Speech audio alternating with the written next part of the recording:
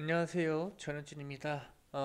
이번 시간에는 저번 시간에 이어서 이 에피네프린이 어떻게 사용되는지, 왜 이 에피네프린 심전지 환자에게 필요했는지에 대한 내용과 이어서 그러면 어떤 상황일 때 에피네프린이 줘야 되는가, 어떤 용량으로 몇 분마다 혹은 어떤 간격으로 줘야 되는지 조금 배워보도록 할게요.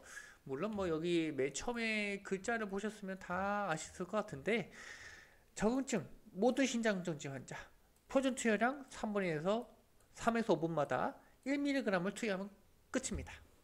정밀로가 안 돼 있으면 동일한 용량을 골래주사로 투여해 주시면 될 것 같고요. 그렇지 않다면 기관 내로 투여할 수도 있는데, 기관 내로 투여하는 거는 이제 뭐 기관의 튜브에 묻어 있을 수도 있고, 그리고 이 환자가 이 심전증 환자에게 호흡 적절하게 이 폐순환이 이루어지고 있는지 아닌지도 모르기 때문에, 여기 써져 있는 것처럼 이 에피네프린이 얼마큼 이 환자에게 전달되는지 알 수가 없어서 권장되지는 않으나, IV와 IO가 확보되지 않았으면 이 ET 튜브를 통한 약물 투여가 불가피하지만 해야 되겠다라고 보시면 될 것 같고, 이 중간에 있는 거는 뭔 말이냐면, 충격이 필요한 리듬, 전기 충격이 필요한 리듬과 불필요한 리듬이 있는데, 심전증 환자에게서 충격이 필요한 리듬은 전기 치료가 가장 중요한 치료이기 때문에 약물 치료보다 우선시 된다. 전기 치료가 필요하지 않다면 전기 치료는 어차피 할 수 없기 때문에 약물 치료를 빨리 해라. 이런 이야기가 됩니다. 뭐 어려운 것들은 아니고요.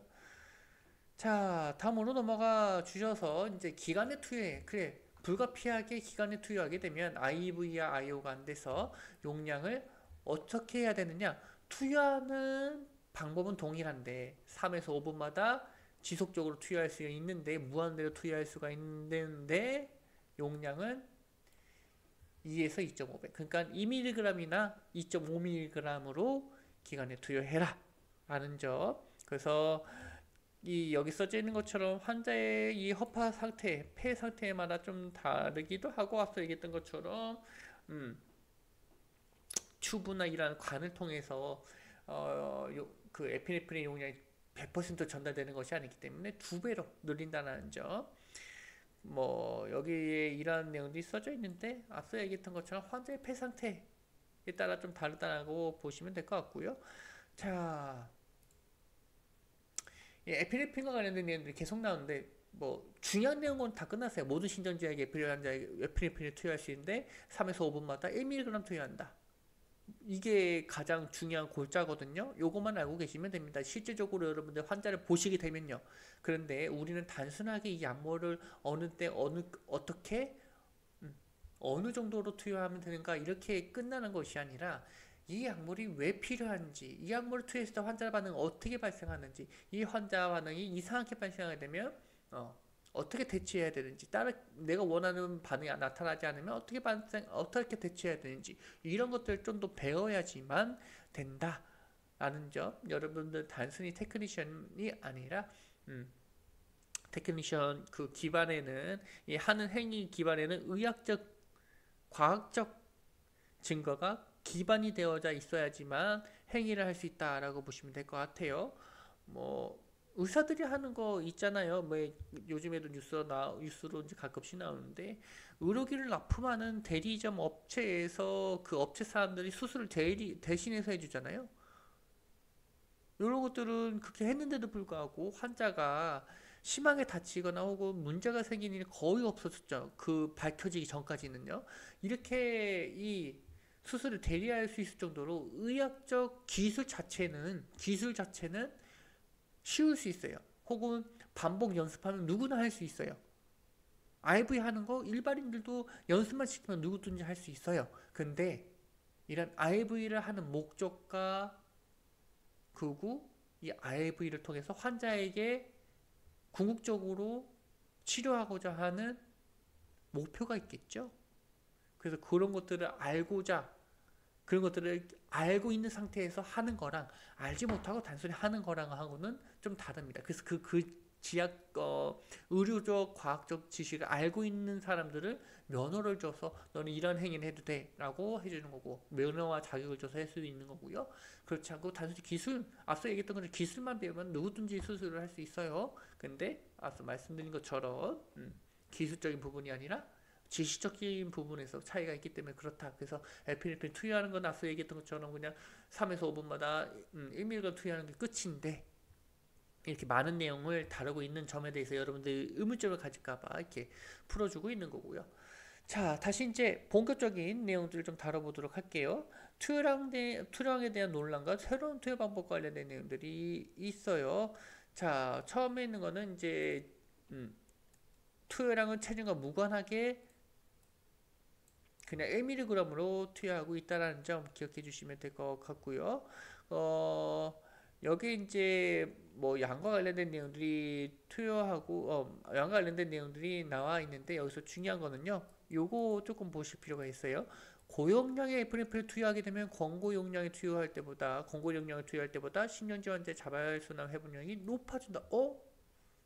1mg마다 높게 투여하면 환자가 사는 건 아니지만, 깨어나서 정상적으로 활동하는 건 아니지만 심장이 다시 뛸 확률은 높아진다 라고 이야기를 하고 있죠. 그래서 이제 1mg 말고 용량을 좀 높여서 사용하는 것이 좋겠다라고 이야기를 해주고 있는데, 여기 보시는 것처럼 고용량의 에프네프린을 투여했을 때는 심장 자체, 그러니까 심장이 뛰는 것은 더 높아지지만 생존율과는 차이가 없다라고 이야기를 하고 있죠. 심장이 뛰는 것 자체, 네, 뭐 심장이 뛰면 살 가능성이 높아질 거라고 생각할 수 있으니까요. 그런데 심장만 돌아오는 거랑 환자가 실제로 사는 거랑 조금은 다른 이야기가 될 수가 있습니다. 그래서 단순히 심장만 사는 것이 아니라 심장 외적인 것들이 하나 있죠. 뇌도 살아 있어야지 정상적인 사고활동, 그 다음에 다른 기관들의 조절 능력들이 다 왜 뇌에서 하고 있잖아요. 근데 뇌가 살지 못하고 심장만 뛰는 경우는 크게 의미가 없고요. 그리고 이제 추가적으로 더 하나 볼만한 내용들은, 심장은 뛰지만 최종적으로 다시 멈출 수 있다라는 점. 지금 당장 환자의 심장을 돌린다고 해서 심장이 되돌아간 심장이 지속적으로 유지될 거라는 보장도 있진 않겠죠. 그래서 보시게 되면요, 이 고용량의 에피네프린 투여될 경우에는 단기 사망률이 높아진다. 그래서 에피네프린 사용됐을 때는 오히려 장기 생존율을 감소시킨다. 앞서 얘기를 했죠. 심장이 지금 당장은 돌아왔지만 언젠가 다시 멈출 수 있다. 보장되지 않는다라고 했죠. 심장이 계속 뛸 거라는 보장이 되지 않는다고 말씀을 드렸죠. 그래서 이제 고용량법은 하지 않는다는 점. 그래서 다시 되돌아오게 되면 1mg이다.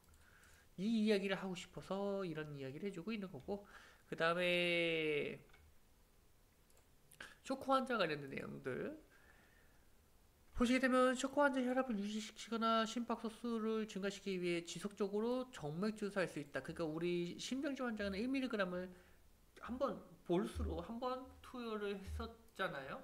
그죠? 근데 쇼크 환자 같은 경우에는 이제 한 번만 일회성으로 한 번 투여하고 이런 것이 아니라, 여기 써져 있는 것처럼 킬로그램당 0.1에서 0.5 마이크로그램을 투여해라. 뭐가 유지될 때까지? 혈압이 우리가 원하는 대로 유지될 때까지. 이게 100일 수도 있고 이제 뭐 90일 수도 있고 하긴 하지만, 그 에피네프린 투여의 부작용, 우리 항상 부작용을 생각해 주셔야 되는데, 정맥 밖으로 줄일 경우에는 조직에 개사를 투여함으로 지속적으로 정맥 주사를 할 때에는 가능하면 중심정맥으로 투여해야 된다는 거, 요거 좀 기억해 주시면 될 것 같고, 그 다음에 알칼리성 용액에서 자동 산화됨으로 알칼리 용액과 함께 투여하면 양리작용이 저하된다. 이 알칼리 용약에는 대표적인 게 뭐가 있어요? 중탄산 나트륨이 있죠. 그래서 여기 맨 마지막에 보시게 되면 중탄산 나트륨과 투여하게 되면 적절한 약물 기전이, 내가 원하는 약물 기전이 나타나지 않는다. 그러니까 약물이 우리 몸에 들어야 되는데 약물이 중탄산나트륨하고 반응을 해서 물질들이 소모가 된다라고 보시면 될 것 같고요. 그 외에 신근 수축력과 심박수 증가, 그래서 신근의 허혈을 초래할 수 있다는 점, 그렇기 때문에 신근의 허혈의 가능성이 있는 환자 같은 경우에는 가능한 에피네프린을 투여하지 않는 것이 좋겠다. 그리고 에피네프린 자체가 심실 내 부작용을 유발할 수 있으므로 디탈리스, 신근의 자율성을 증가시키는 약물이 투여되고 있는 환자에서는 에피네프린을 투여할 때 부정맥의 발생에 대한 대비, 부정맥의 발생에 대한 대비는 뭐예요? 부정맥을 없앨 수 있는 약물 한부정맥제를 미리미리 준비를 해놔라, 이런 이야기가 되겠죠. 그 다음에 있는 약물이 이제 바소프레신입니다. 바소프레신 같은 경우에는 이 에피네프린 대시에 수용할 수 있는 혈관 수축제라고 보시면 될 것 같고요. 그래서 피부, 근육, 장으로의 혈류를 감소시키고 관상동맥, 심장으로 가는 혈맥이나 혹은 콤파스로 가는 동맥의 수축을 일으키지 않으면서 뇌혈관, 그러니까 심장에 가는 혈관이라든지 뇌로 가는 혈류를 막 다른 필요 없는, 지금 당장은 필요 없잖아요. 피부로 혈류를 보낼 이유가 없으니까 필요한 부분에서만 혈류량을 증가시킬 수 있는 이런 약물이겠다. 그리고 베타기원 신경작용이 없으니까 신근에 무리를 주지도 않겠다라고 보시면 될 것 같고요. 그래서 적응증 보시게 되면 신전증 환자에게서 관상동맥 관리압과 뇌 혈류량, 그리고 뇌 산소료 공급을 증가시킨다라는 점, 그리고 이 심실의 증폭을 증가시킬 수 있기 때문에, 그리고 세노파의 빈도를 높이는 것으로 알려되어져 있기 때문에 이 제수 등의 그 전기적 충격을 가했을 때 성공 가능성도 높일 수 있겠다라고 보시면 좋을 것 같고, 그래서 이제 여기 보시게 되면 뭐 에피네프린과 조금 비교를 했더니 뭐 유사한 효과를 내더라 라는 이야기를 해주고 있는 거고요.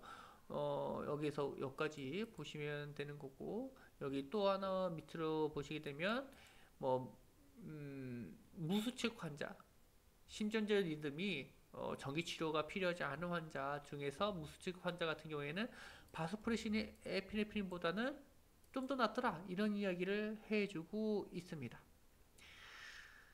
그래서 바소프레신을 정리하게 되면 이제 첫 번째, 두 번째 에피네프린 대신에 한 번쯤 사용할 수 있고요. 이 미국 신경협회 전문 소생술 가이드라인에서는 신정지 환자에게서 바소프레신 투여를 더는 권장하지는 않는다 라는 점도 기억해 주실 필요가 있겠죠. 자, 다음으로 넘어가서요. 정원증까지 이야기를 했으니까 이제 어떻게 투여를 할 것인가, 이제 40 유닛을 IU를 정맥으로 투여하면 되고, 약물의 반감기가 10분에서 20분으로 심폐소생술 중에는 한 번만 투여하시면 됩니다. 여러 번 반복 투여할 수가 다음 반복 투여할 필요는 없다라는 점 꼭 기억해 주실 필요가 있고요. 한 번만 투여하면 됩니다. 그 다음에 바소프레신과 에피네프린을 동시 투여했을 때, 이렇게 뭐 강력한 약물들이네, 혈관 수축할 수 있는 강력한 약물들이네, 그러면 바소프레신과 에피네프린을 투여하게 되면 환자 더 많이 살 수 있지 않을까라는 생각을 할 수도 있는데요. 여기 써져 있는 것처럼 에피네프린을 하나 투여하나 두 개 투여하나 생존율 차이는 없다. 결과론적으로 심전증 환자에게 가장 중요한 건 뭐죠? 심전증 환자를 치료하는 목적은 이 환자가 죽었으니까 살아나게 만드는 거잖아요. 그래서 목표가 생존율이기 때문에 생존율의 차이가 없으면 치료법의 방법도 바뀌어지지는 않습니다. 자, 그 다음에 이제 아트로핀이 있는데요. 아트로핀 같은 경우에는 섬액 환자, 여기 보시게 되면 부교감신경 차단제. 부교감신경이 뭘 하고 있죠? 부교감신경을 떠올리시게 되면 이제 여러분들 휴식 시간을 떠올려 주시면 될 것 같아요. 밥을 다 먹고 난 후에 이제 자연스럽게 소화시키는 상황들을 떠올려 주시면 이제 부교감신경이 어떤 역할을 하고 있는지 알게 되거든요. 그래서 심박동수를 감소시키는 상황이에요, 부교감신경이. 근데 이거를 차단해요. 그러면 반대로 뭘 높일까요? 심박동수를 증가시키겠죠. 그래서 동반결제 흥분성을 증가시켜서 이 섬액, 말초혈관의 저항 감소, 저혈압을 치료하기 위해서 투여가 됐는데 결과론적으로는 이제 섬액을 투여하기 위해서 사용된다라고 보시면 될 것 같고요. 자, 보시게 되면 인상 증상을 초래하는 모든 종류의 섬액 치료에 사용되는 것이 이제 아트로핀이다. 여기서 말하는 인상 증상이라고 하는 거는 이제 환자가 어지럼증을 호소한다거나 혹은 혈압이 섬액과 함께 떨어진다거나 뭐 이런 경우를 이야기를 하겠죠. 근데 원래부터 맥박이 뭐 한 50대, 55, 56 뛰고 있는 사람인데 정상적인 생활을 원래부터 했던 사람들이라면 섬유 치료가 필요하지 않겠죠. 물론 그런 사람들은 이제 특별한 운동을 하는 사람이라든지 뭐 정말 특이 체질이긴 하겠지만 뭐 그런 경우에는 섬유 치료가 필요하지 않다. 환자에게 음성 증상이 없기 때문에 그래서 이걸 좀 기억해 주셔야 될 것 같고요. 음성 증상 섬유 치료 그때는 아트로핀이구나 라고 기억해 주시면 될 것 같고 자 교감신경 차단함으로 미주신경이 과다하고 항진되어져 있는 섬액 환자에게 매우 효과적이다 라고 보시면 될 것 같고요. 그리고 저혈압관계 빈맥이 동반되지 않고 분당 60에서 100회 이거 뭐죠? 우리는 정상 수치라고 이야기를 하죠. 그래서 정상 수치의 심박수가 유지되고 있는 환자에게서 이 아토르펜을 투여하게 되면 저혈압을 교정시킬 수 있다는 점도 좀 기억해 볼 만할 것 같아요.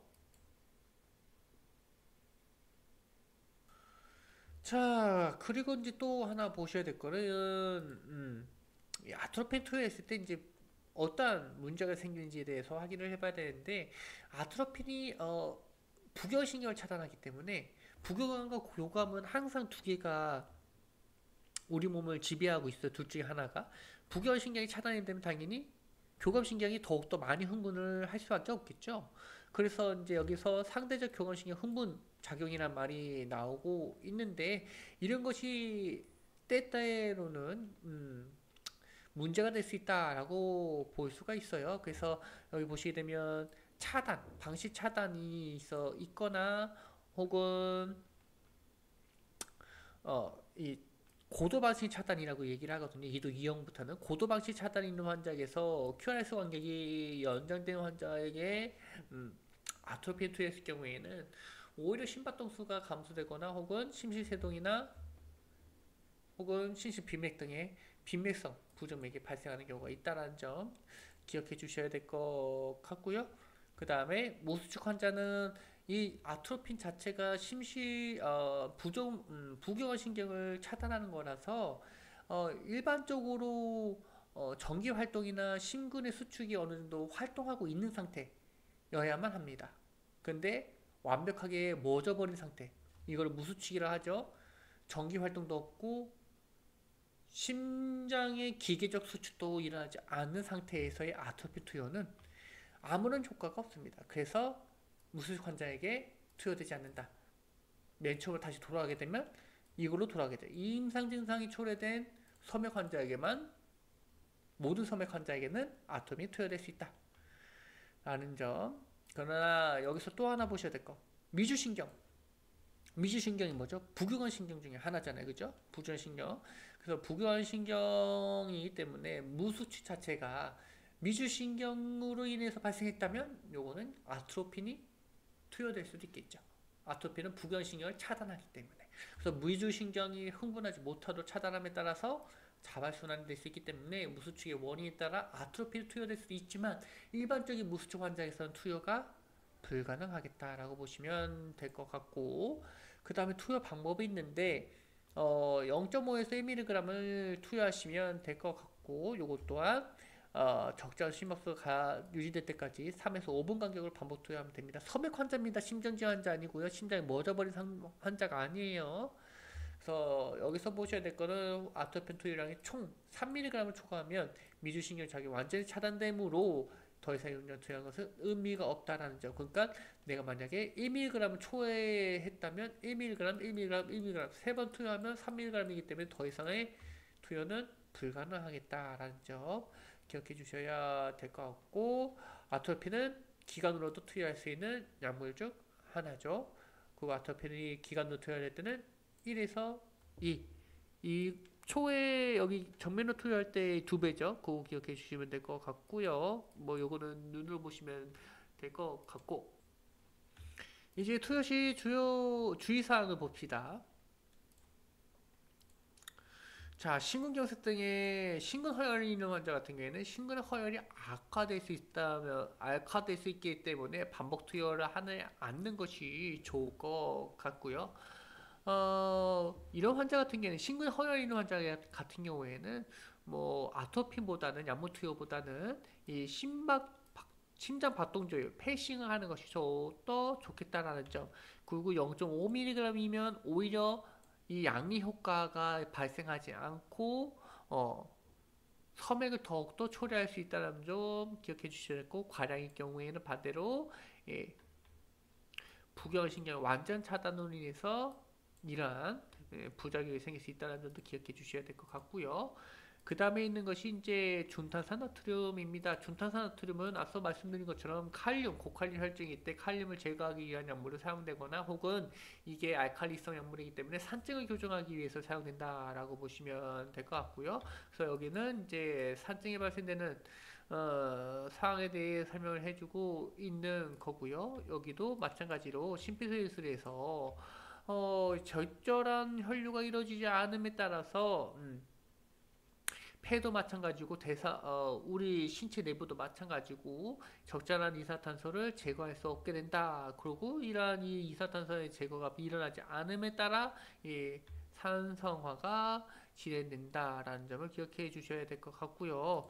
자, 여기 보시게 되면 정맥혈과 세포의 이산탄소 분압의 상승은 세포의 정상 기능을 제어하며 심근 수축력을 감소시키고 제시동의 역치를 높인다. 이거 뭔 말이에요? 역치를 높이게 되면 제시동의 성공률을 저하시킨다라는 말과 비슷하겠죠. 그래서 요거를 꼭 기억해 주셔야 될 것 같아요. 우리가 심전증 환자에게서 이 산증을 교정해야 되는 이유, 요거 기억해 주시면 될 것 같고, 준탄산나트를 투여해야 되는 이유이기도 하겠네요. 자, 그 다음에 보셔야 될 내용은 어찌됐든 간에 이러한 산증들이 이러한 원인들에 의해서 증가하게 되는데, 이때 뭐가 필요하겠느냐? 여긴 결과만 봅시다. 따라서 심폐소생술 환자에게서 특정한 약제를 투여하여 산전기 변화를 모두 교정할 수는 없기 때문에 교정할 수 있는 가장 이상적인 방법이 약제를 투여하는 것보다 빨리 자발순환을 회복시키는 것이 좋은데, 그래서 준탄산나트륨을 루틴으로 심전증 환자에게 에피네프린처럼 투여하지 않는 것인데, 환자의 산증이 너무나 심하거나 이산탄소 분할이 높아지겠다. 당연히 너무 심할 경우에, 혹은 산증 자체가 이산탄소 분할과 산증 자체가 심장 회복을 방해할 수 있을 거라고 판단될 경우에는 준탄산나트륨을 투여하는 것이 좋겠죠. 당연히 그런 상태에서는. 혹은 앞서 얘기했던 것처럼 칼륨도 여러분들이 기억해 주셔야 될 것 같고요. 자, 우리 준탄산나트륨 같은 경우에는요, 여기에 딱 보시면 아시겠지만 H2O 그리고 CO2로 나눌 수 있습니다. 여기 O가 3개인데 여기도 2개, 하나, 3개죠. 여기서는 이제 수소와 결합하게 되거든요. 여기 수소하나 결합해서 물이 생기게 되는 거고요. 이 중에서 중탄산 중에서 수소와 결합해가지고 이 중탄산이 수소와 결합해서 이 H2CO3 HCO3 중탄산이 수소이온과 마찰하게 되면 H는 2개가 되고요. O가 하나가 돼서 물이 되고, 그 다음에 여기만 보면 되죠. O가 하나 없어지니까 이산탄소로 된다. 이게 이 물과 이산탄소가 되는 과정이라고 보시면 될 것 같아요. 그래서 이 수소이온의 농도를 조절하는 데 있어서 이 준탄산나트륨이 중요하겠다라고 보시면 될 것 같고요. 뭐 앞서 얘기했던 것처럼 폐 관리량이 적기 때문에 이산화탄소 제거가 쉽지만은 않겠다라고 보시면 될 것 같고, 그로 인해 이제 이 산증이 높아지게 된다라고 보시면 될 것 같고요. 이 중산화나트륨의 투여의 적응증 같은 경우에는 다음 시간에 이어서 진행하도록 하겠습니다.